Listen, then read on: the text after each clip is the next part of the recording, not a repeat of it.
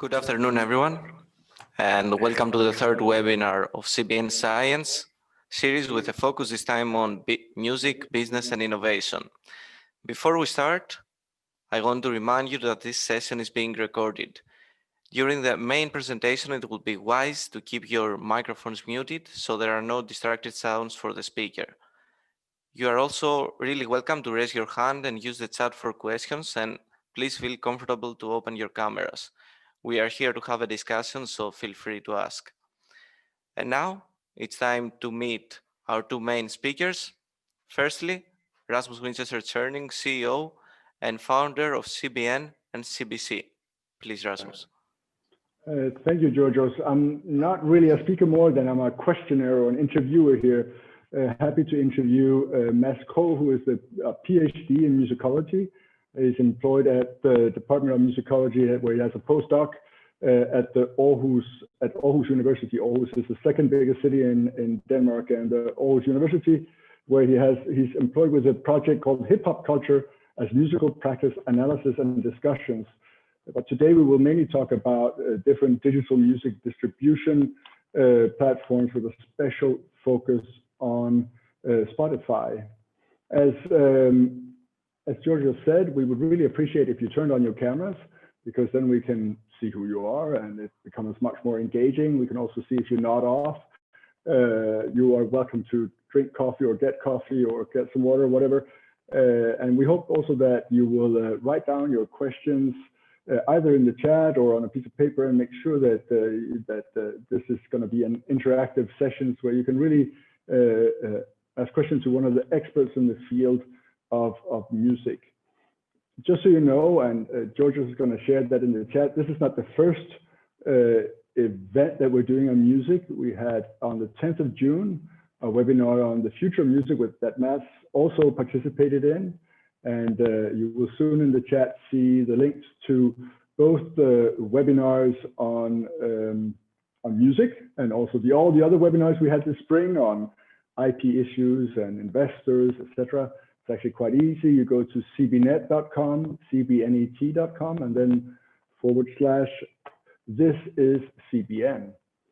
The reason why we call it this is CBN is because these are the people that makes it the network. It's the experts, the investors, the startups, the entrepreneurs, the national partners, etc., that we bring forward in these webinars. So that's why we call it This is CBN. And then we have this fall, or a special focus on This is CBN Science, where we ask the scientists in the cultural and creative industries to tell us about their latest research. It has to be not older than 2019 in the field of cultural and creative industries. For CBN Science, we have another 4-session planned before Christmas time. One is on tourism. Another one is on fashion. A third one is on creative teams, where we will talk about how to work in creative teams with Lego artworks as an example. And then the last session will be on the 17th of December for a special session on Game of Thrones, Fire and Ice. There's actually research into that as well, of course. And so we're finishing this series of This is CBN Science with a Game of Thrones focus. I can't promise that any of the 4 Danish actors will be part of it, but of course we'll try. If you're interested in play and learn issues, we are having also a session with the Slovenian Foreign Ministry and the Creativity Center, or the Central Creativity of Ljubljana. So the Slovenian Foreign Ministry is having a conference on the 30th of November, so that's next week, or is it the week after? The 30th of November, we will have a session also on play and learn, where there will be startups pitching. So make sure that you join that as well. If you're interested in that field, how you can play yourself to learning math and languages, and how you can teach preschoolers the concept of small. We have had a session on that already. So, and also we are moving into December, where we'll have a special session called Creative Business Investors, where some 400 investors that have participated in our events in the past will all be invited to the mother of all events in investment, where they will hear some startups pitch, and we will try and reactivate our network on the investor side. So lastly from me, and then I'll give the word to Mads, is that This is CBN has also a digital platform, and it's of course called thisis.cbnet.com. So on thisis.cbnet.com, you can find the speakers, the startups, the investors, the national partners, etc. There are some groups that are open for everyone, some groups that are closed by those that have started the group, but you can find all that there. And I think Georgios will send you the links. And also, not only if you use the link that he just sent, this is cbnet.com, you will have to knock on the door, so to speak. There's also another link that will give you direct access into the network. So you can, and it takes only about 30 seconds to do a profile in there. And it's really good and easy to connect in this platform. So enough from me. Now the focus will be on music, music business, music innovation, and particular focus on the music distribution, digital music distribution. Mads, the Zoom is yours. Thank you very much, Rasmus, and well, thank you for this introduction and for this opportunity to present my work. I should perhaps say that the hip hop project that you mentioned is some years back.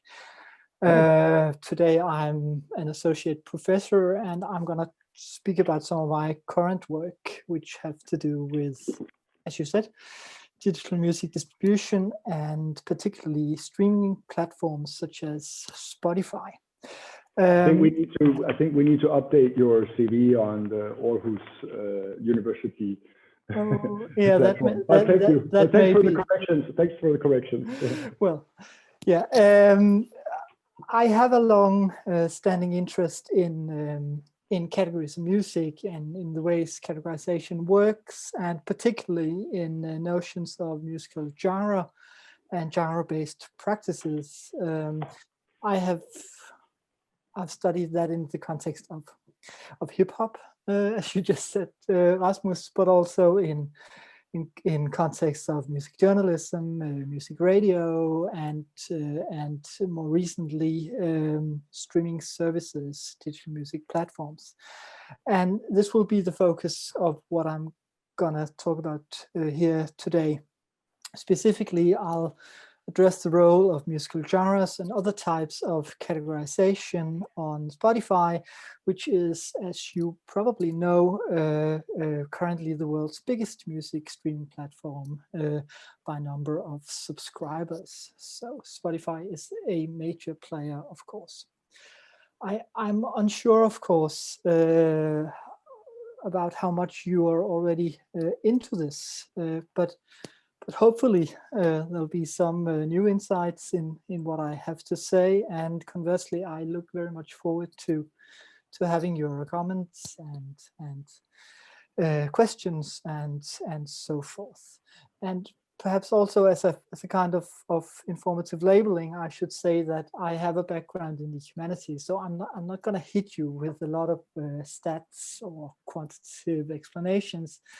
There will be some, but my main focus will be an analysis of what categorization means to music distribution in the context of Spotify.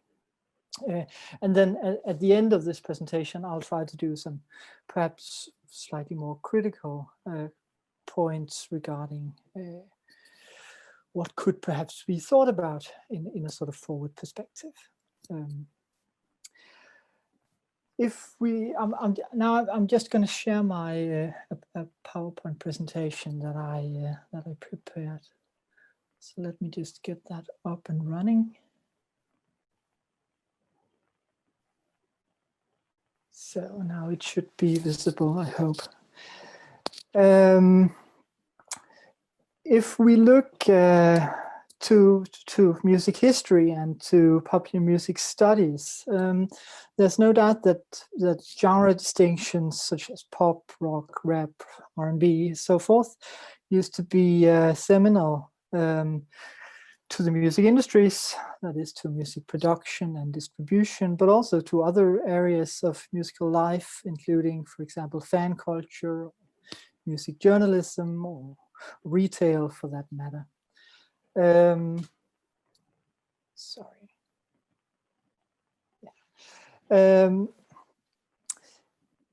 There's a lot of evidence for this genre-based record labels, charts, radio formats, etc. all testify to this, and so does a wide range of research accounts. I don't have a lot of quotes for you, but I just thought I'd show you this one by Simon Frith, a very well-known UK popular music scholar, who once wrote that genre is a way of defining music in its market, alternatively the market in its music. Moreover, with the advent of digitization, the significance of genre categories only seemed to be enforced, for example, well into the 2010s in the context of digitized music information retrieval. Genre labeling was considered a flagship application, and there's been a wide range of techniques and parameters for sorting, and not least for making recommendations on this basis developed over the years. So this has been a big area of development within the music industries, and also, of course, in association with research, university research departments around the world. In the context of Spotify, this work has been carried out significantly by the Echo Nest, which was a pioneering music intel and analysis agency, which Spotify acquired in 2014 to strengthen the service radio feature and the provision of music recommendations on the platform.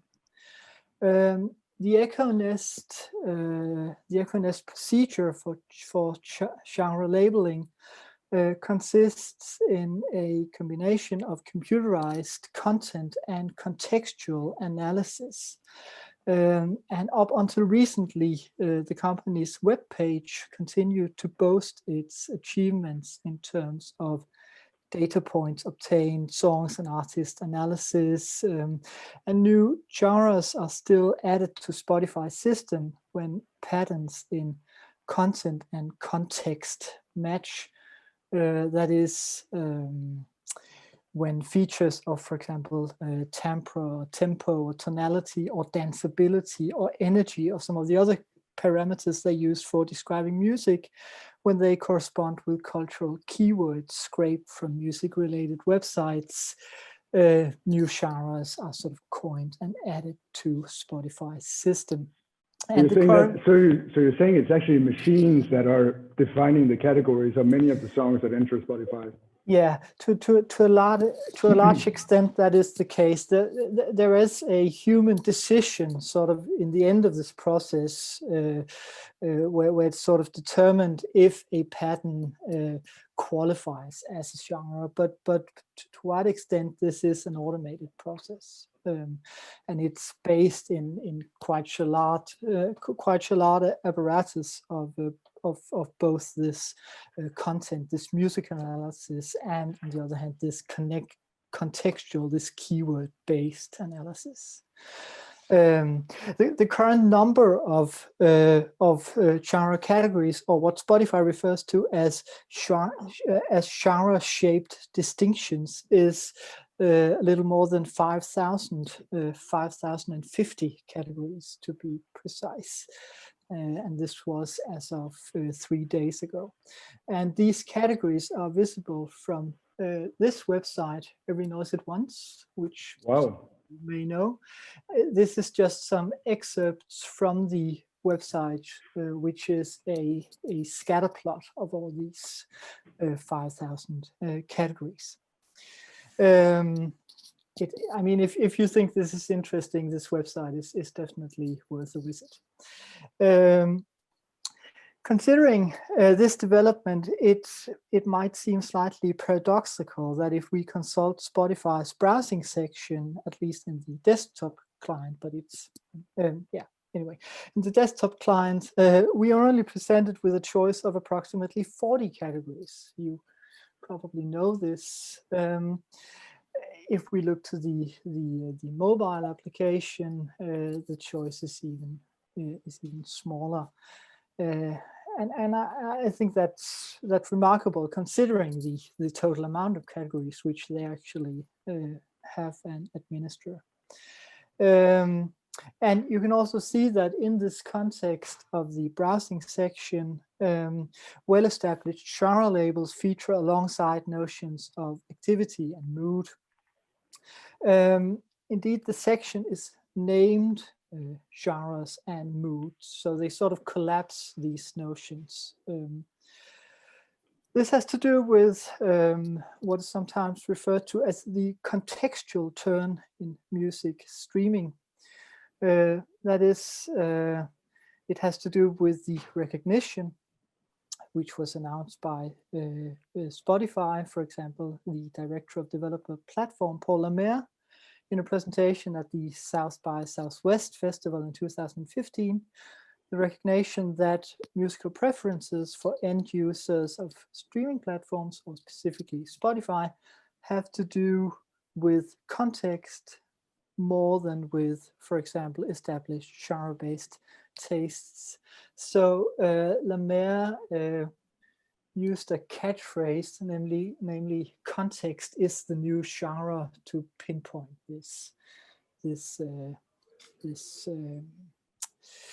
realization. So when you when you say context, you mean what you do while you listen to the music, right? Yeah, exactly. At least if we're to believe Spotify, they had this recognition, analyzing all the user data and the musical data they possess, that in fact listener context played a much greater role for choices, for listener preferences, than established genre associations or identification with genre communities. So this has been a sort of a major thing for Spotify over the recent years, and I'm going to address what this has meant. But part of what this has meant is this collapse of established genre categories and categories of moods and activity within, for example, the browsing section. This point about the importance of context, or this so-called contextual turn, is evident from. I mean, it's evident. It's repeated many places if you read up on Spotify. For example, in 2018, the company published a white paper on the taste of millennials. It was published on Spotify for Brands, and in this white paper, it was declared that. We should, or advertisers should, forget the music tribes of generations past, mods, rockers, punks, grunge, because they use streaming to access music from all over the world and across the ages. Millennials are eclectic and wide-ranging in what they consume. 85% say their music tastes doesn't fall into one specific genre or category.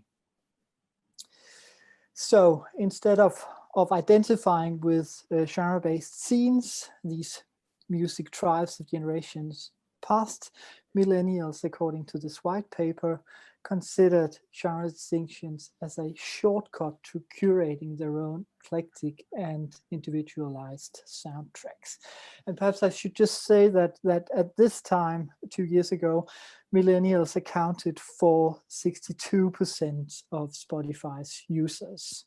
But actually, this point about the importance of context and the the decrease of the importance of genre categories have been repeated for other groups of users. For example, mothers who, according to Spotify for Brands, stream every genre more than they stream one favorite genre. In the white paper I'm talking about here, there was another sort of similar point made, which I would just mention. They stated that pre-internet music genres often came out of specific scenes married to geography, but as digital natives, millennials are the first generation to have the world's entire library and geography of music at their fingertips.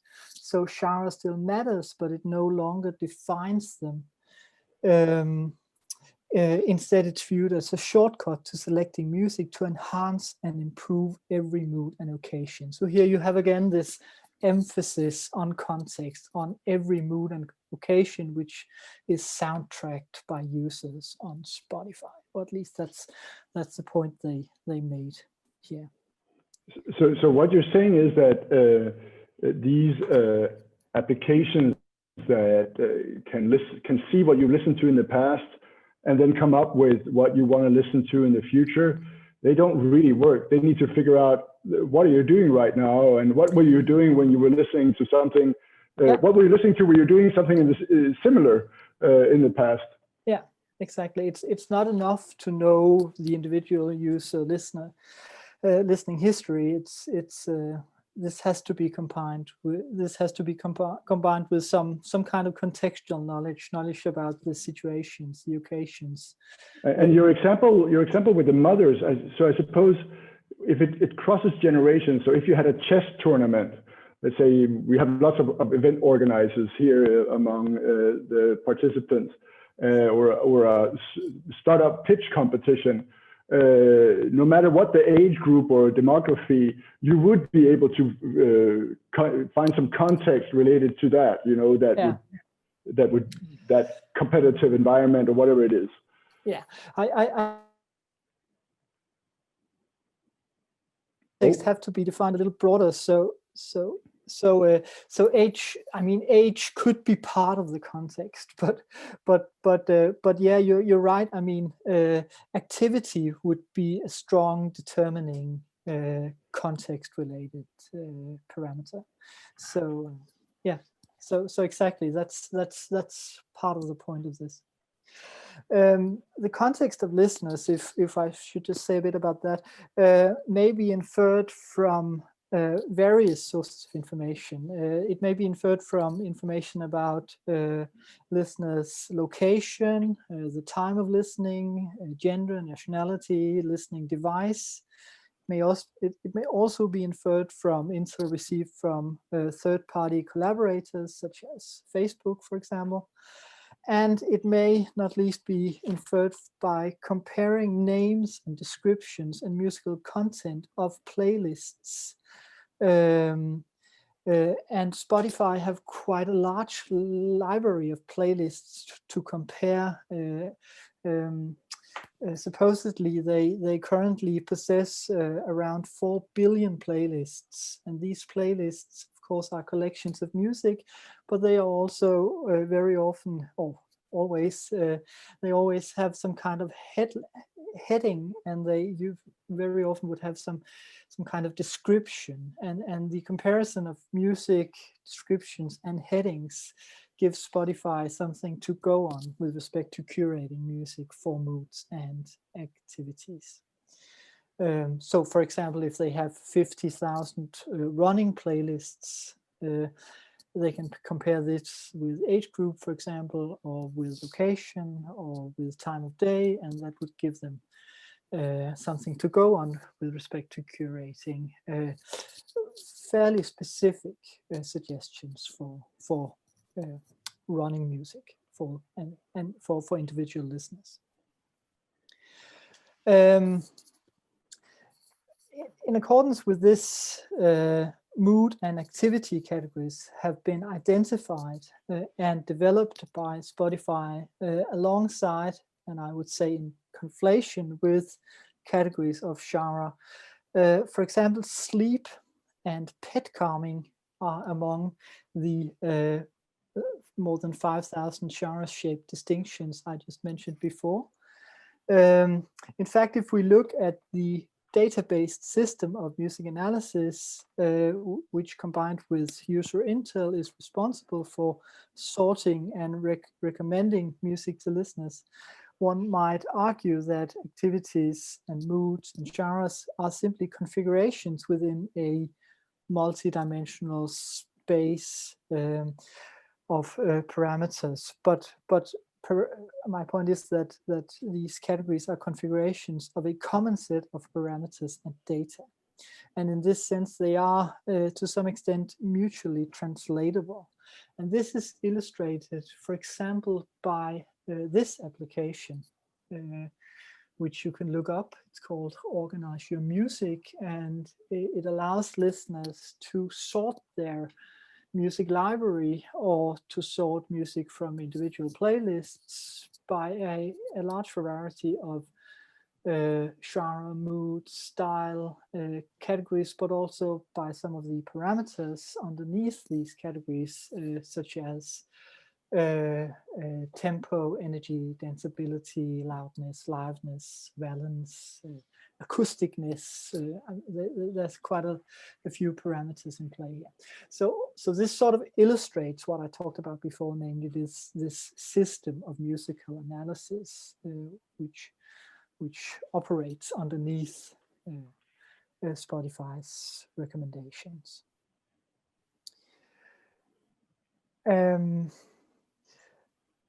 Categories of mood and activity oriented music is meant to fuel the contextual listening that we just talked about before in a more immediate sense than, for example, genre-based choices, and in a way corresponding with the eclectic habits of a majority of Spotify's listeners, according to, for example, the white paper I just mentioned before.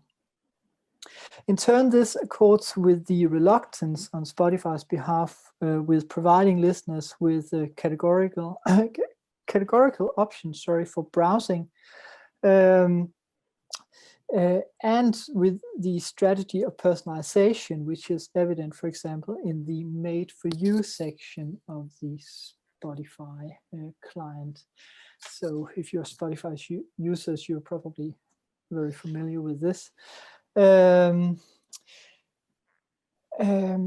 I should perhaps note that genre-based searching is in fact possible within the database or on the platform, but only via a special command that is not explained in the interface. So if you go to the search function and type genre : and then a search term, you can do a genre-based search, but otherwise this is not really part of the search function, and as I said before, in the browsing section, genres are sort of why do Spotify want to avoid that, or somehow not make it easy for those that look for music middle of the road, or some of these other old genres? Yeah, I think that's a very good question, and I think it has to do with this contextual turn. I mean, with the recognition by Spotify that a majority of their users listen by context and by moods, by activities more than they listen by genres, and so to facilitate a sort of easy to use and intuitive usage, they have sort of avoided too many options for example, detailed genre searches. Mm-hmm. But it's quite remarkable. They used, for example, to be a genre-based radio function, but that has been disabled. We have in our audience, I know, a French expert in hip hop. And maybe Gary Yankson can ask some questions later on, but yeah, yes. And for the rest of you that is listening in, we will take questions also from you guys in the audience. So write your question in the chat, and when Mads is done, we will make sure that you all get an opportunity to ask him all your pressing questions about what's good and bad about all this. Yeah, yeah. and I'll try to be done with this, but I still have a few points. Go ahead, no problem. I'd like to make, and perhaps we can return to this issue of why they sort of hide some of this apparatus. But I think it is worth remembering that the contextual turn doesn't mean that categories aren't ardently at work in the background, so to say. For example, playlists curated by artists or tracks still evoke categorical distinctions. This goes, for example, for the daily mix lists. Moreover, genre features as one among many parameters for advertisers wishing to specify a target audience or the specific musical context for the placement of ads. For example, in the aforementioned white paper regarding millennials, you can see here how, for example, crunk, alternative metal, and acoustic pop was suggested for targeting millennials in a working context. Categories are also at play at the back end of Spotify's service in the array of parameters which have to be specified when music is delivered to Spotify. And this work is often undertaken by record labels or aggregators, that is, companies acting as intermediaries between artists and streaming services. In a 2012 study of the Norwegian streaming service WIMP, now Tidal, Norwegian media scholar Arnt Marsø reported that more than 1,800 different genres were reported by record companies to WIMP in the 2-year period of his study. And while this is still some way away from the scope of Spotify's current system of genre-shaped distinctions, it illustrates the significance of categorization as a prerequisite for platform operations, even if it is not, at least to me, entirely clear how such metadata provided by upstream collaborators converges with the system otherwise administered by the service. Finally, I would like to say, before arriving at the critical points that I would like to end with, but finally I would like to say, and this is no minor point, that conventions relating to genre are active in the very structure and design of the platform, including its user interface. As just mentioned before, Spotify has this secret command for genre searches, but an ordinary search will bring up results relating to artists, tracks, albums, playlists, podcasts, videos, and profiles, but not genre. The emphasis on artists, tracks, albums, and videos, and also playlists, accords with the logic of mainstream popular music, but for, say, an aficionado of classical music, it can be somewhat confusing. In this particular genre cultural context, artist might refer to both composer, conductor, soloists, or an ensemble. Album titles might not mention the works present on an album, and track titles would often refer to individual movements of the works present on an album, such as the 4 movements of a typical symphony, for example. This impression of a design somewhat out of tune with the conventions of classical music is reinforced if one visits the artist page of, say, Johann Sebastian Bach, which you have here. Here, individual movements are listed as popular tracks, and even though invested listeners in this context probably would rarely listen to these tracks in isolation, devoid from the pieces they're part of, or indeed they would rarely listen to them as a row of hits, nor would nor would invested listeners of classical music probably have much use of the fans also like section, among other reasons, because these suggestions cut across 3 centuries of classical music, and also across rather notable stylistic differences, instead of, for example, sticking with Baroque music or some other more precise generic contextualization of Bach. And in fact, the Every Noise at Once page, which I showed you before, contains 16 entries named Baroque something, for example, German Baroque or Baroque ensemble. So I mean, there would be quite potential here, I think, for a more precise context in terms of what fans also like. The row of albums offered by Bach on this page is, of course, immense. And again, invested listeners would probably be somewhat alienated by the juxtaposition of Bach relaxed cooking and, say, high status albums such as, I don't know, recordings of Bach's Matthäus Passion or whatever. So it's not relaxed eating, but it's actually relaxed cooking. It's when you prepare the food that you should listen to Bach.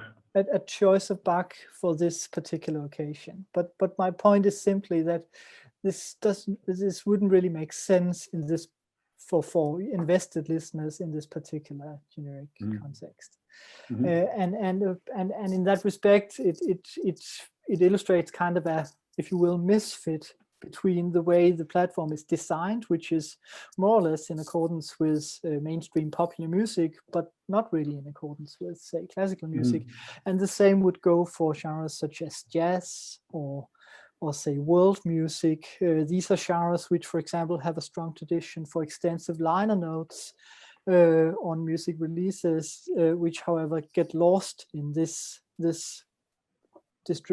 kind of digital distribution as offered by Spotify.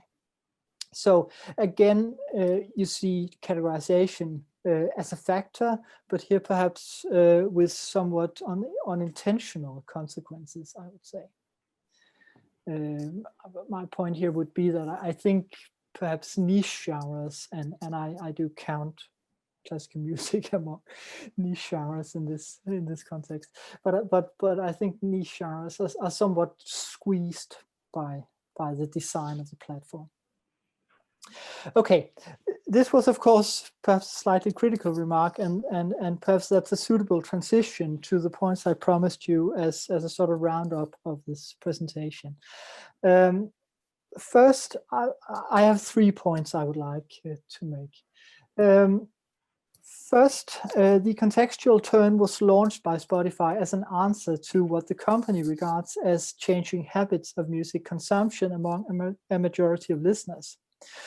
But from an outside research position, it's hard not to notice that the contextual turn, with its emphasis on categories of mood and activity, seems very well adjusted to meet the requirements of advertisers, as in the white paper mentioned before. Moreover, so when you're listening to something at the gym and you have indicated in Spotify that you are at the workout context, then you will get some advertisements that's related to fitness or well-being. Exactly, and these advertisement spots can actually be sold off in real time. So that's. Yeah, that falls, of course, to optimize the effect of this kind of target advertising. I think a more general point in this respect would be that Spotify purports to provide personalized recommendations to enhance and improve every mood and occasion.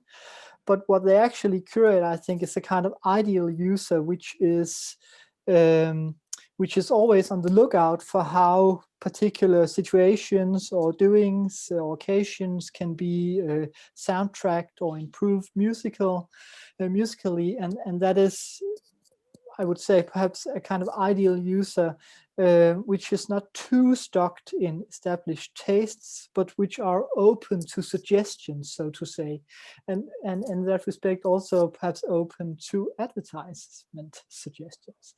So I think there's a kind of link here between this contextual turn and the kind of listening it affords, and then this affordance by the platform of target advertising, and I think that's, in a sense, that is perfectly fine. I mean, Spotify is a commercial business, and it makes some of its money on selling advertisements. But on the other hand, this, if you will, mergence of a music industry corporation and logics from the promotional industries it collides somewhat, I would say, with, for example, the artistic concerns of musicians, and also with the way that Spotify at least purports to support artists in their doings. This is just an excerpt from Spotify for Artists, where you can see they sort of emphasize this idea about your music, your fans, the way that artists should be in charge. But in a sense, I would say that there are commercial logics or advertisement logics which are sort of colliding within the platforms with artistic logics. This may not be surprising, but it's still a fact, I would say. A second point could be, and a related point could be, that even if a majority of listeners today are more prone to activity and mood-based listening than used to be the case, there are still plenty of fans and artists who do identify with genre-based scenes and communities, somewhat like the music tribes of generation past, which Spotify otherwise encourages us to forget.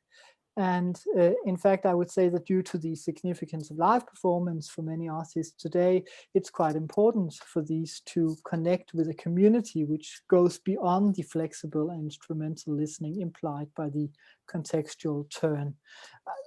I mean, I don't think a lot of people are fans of a particular mood of activity, while conversely bonding with an artist would often imply some sort of genre awareness.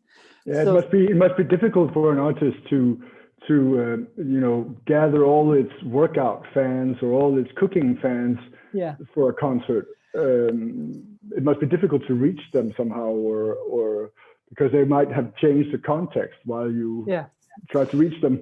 Yeah, exactly. And I would say that both fans and artists today are still, I think, to some extent dependent on the creation of communities around music, which often have something to do with genre and less to do with activities and moods. So this again goes somewhat against this contextual turn. And it is something, I mean, even though Spotify, of course, offers artists to have their own pages, as with Johann Sebastian Bach before, and for example, concerts are sold via the platform, or at least advertised via the platform.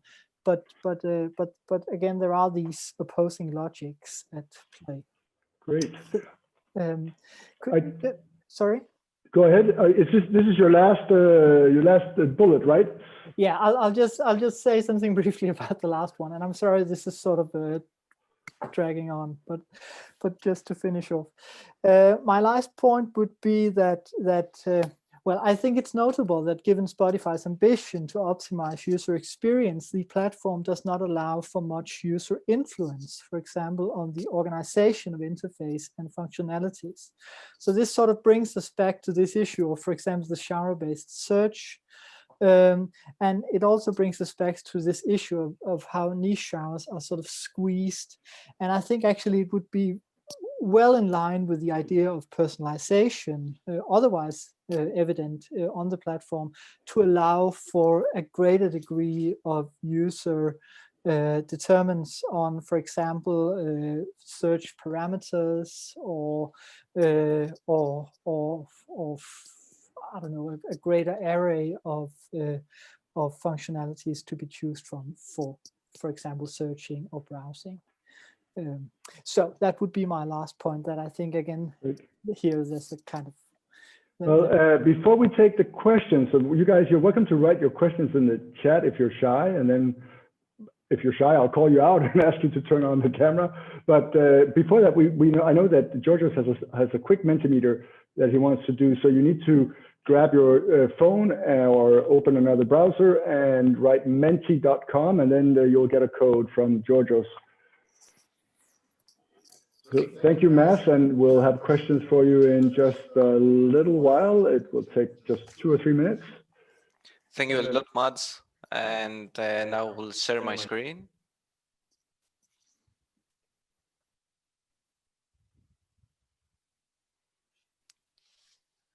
So this is Mentimeter.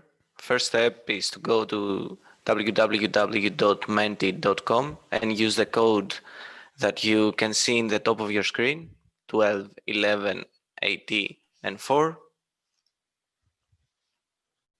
So use the code 12, 11, 80, 4.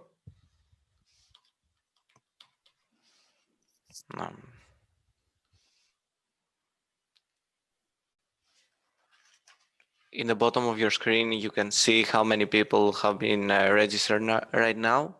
We can see 4. So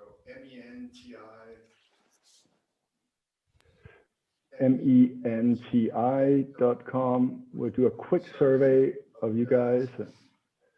Yeah, we're getting there. And let's just go ahead and launch the questions. Here are the instructions, basically. I have also to put the code.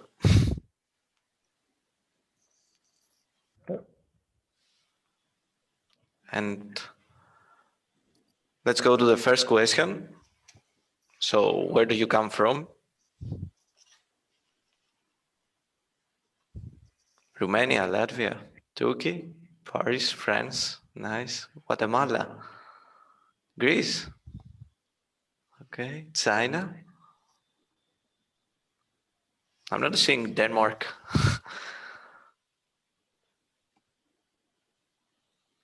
Okay, so we have more from Romania and Latvia. Not from Denmark. Okay, that's interesting. And let's go to the next slide. So what does music mean to your life? Please check one of the boxes.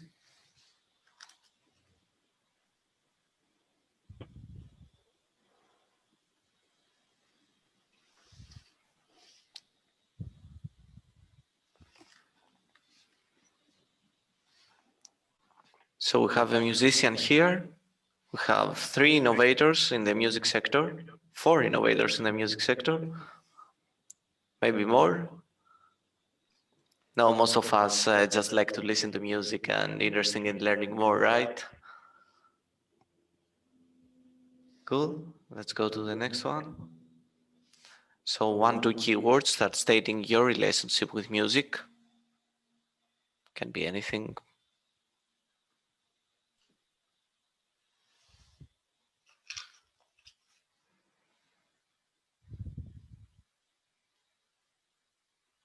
Energy. Yeah. Mood, feelings, passion. It is a way of breathing. Nice. Passion and love, manufacturer. Music entrepreneurship, meditation, energy. It is a way of breathing. I really like that. Passion, hip hop. Okay. I'm also a fan of hip hop here. Work and life, happiness and happiness. A lot of happiness. Nice. Let's go to the next one. So this is a more serious one. What are the top skills that an innovator entrepreneur in the music sector must have? I'm waiting for your answers here. You can write 3, I think.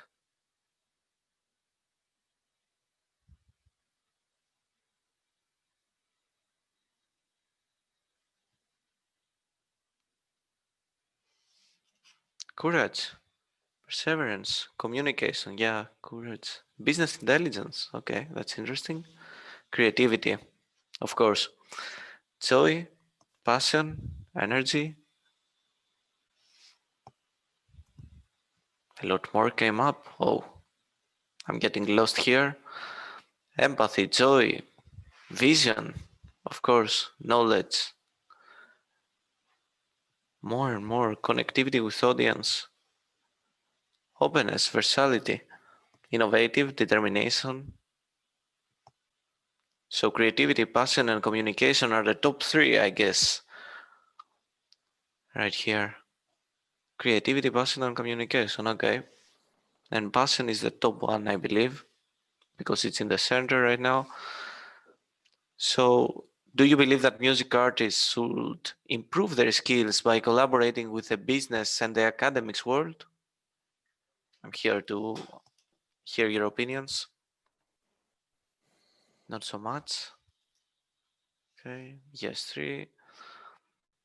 Not so much. Don't know. Yes.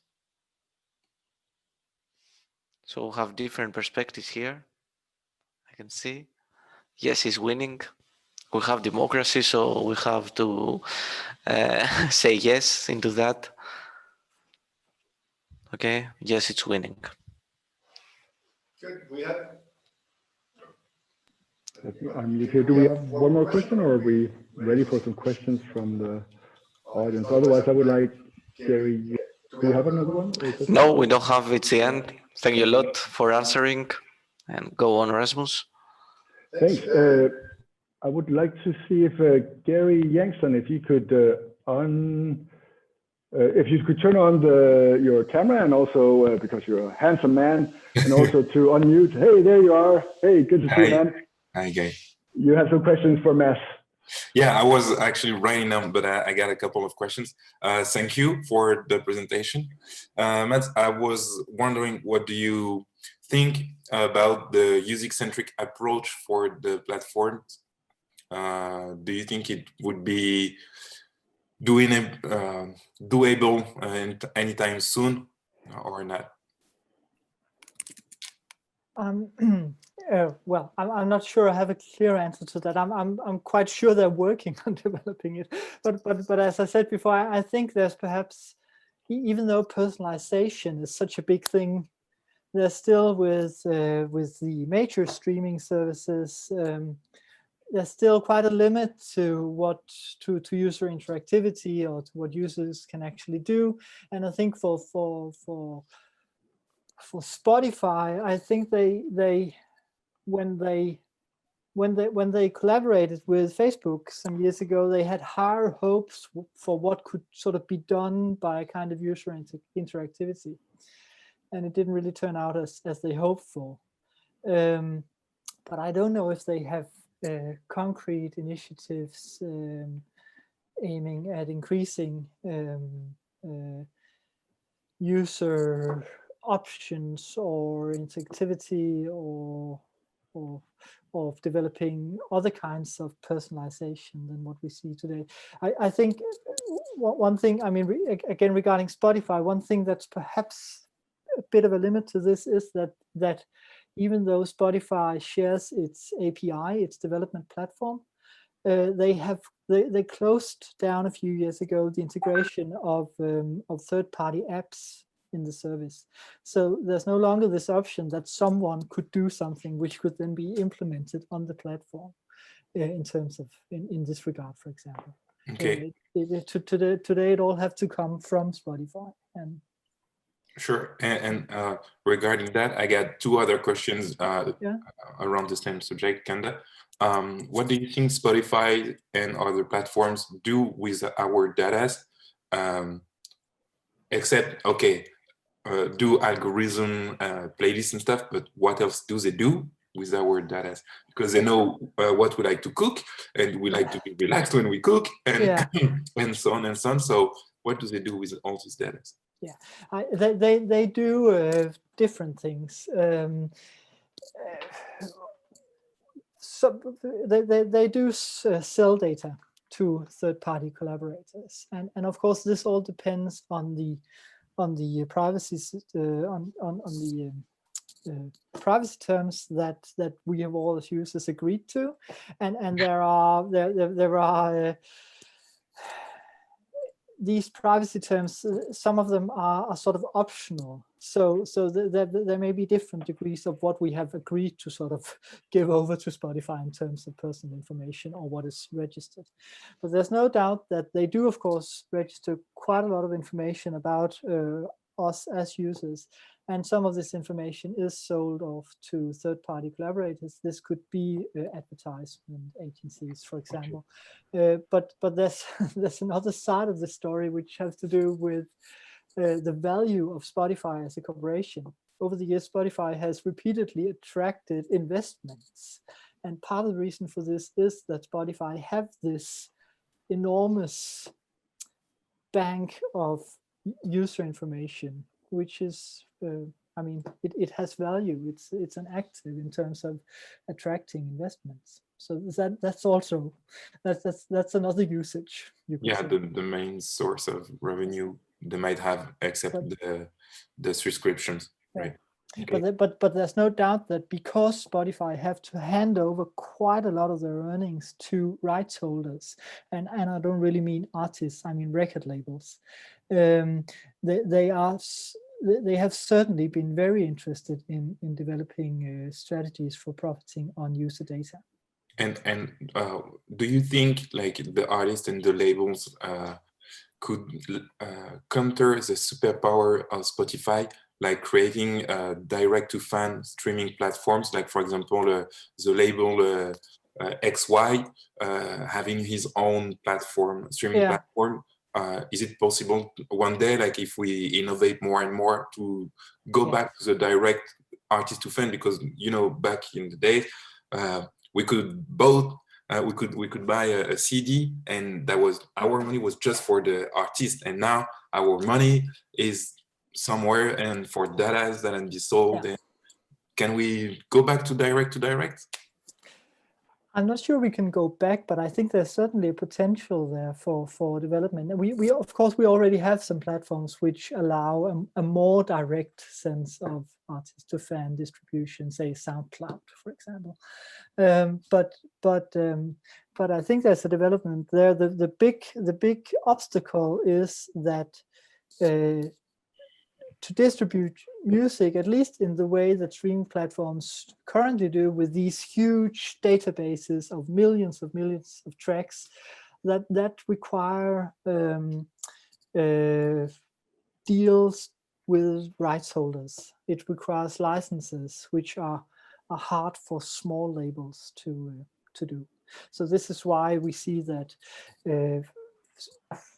at Spotify, I think it's around 80% of the music available there, which are delivered by the three traditional majors in the music industry, that is Universal Music, Sony. But if we think about the long tail theory that we should have a billion or a million mini markets, it should be possible for one label to find enough people out there that would be interested in their artists and stream and do it directly. Maybe the theory of the long tail isn't working in this case, that we're still seeing some big players that are taking it all. Yeah, I think at least it's not working as well as many people hoped it would, say 10 years ago. But I think there's a potential there. Again, the big obstacle is that I think many users are very accustomed to this model of having one streaming service providing a very wide selection of music. So what you're perhaps imagining, Gary, would take a change in customer habits, for example, in the direction of having various subscriptions to various minor services, for example. We are unfortunately reaching the end of this hour of This is CBN Science. Thank you, Mads Krogh from Aarhus University, for giving us the insight on how Spotify really chooses music for us depending on what the beat we're doing. And I was thinking, how can they know everything, and must be quite Eurocentric in a case, because people are doing all kinds of strange things around the world, and that can't be necessarily contextualized. But that's a different question. You can find all the information about, and also this recording and the PowerPoint, etc., on thisis.cbnet.com. You can also see it in the chat. Thank you, Mads. Thank you, Gary. Good to see you again.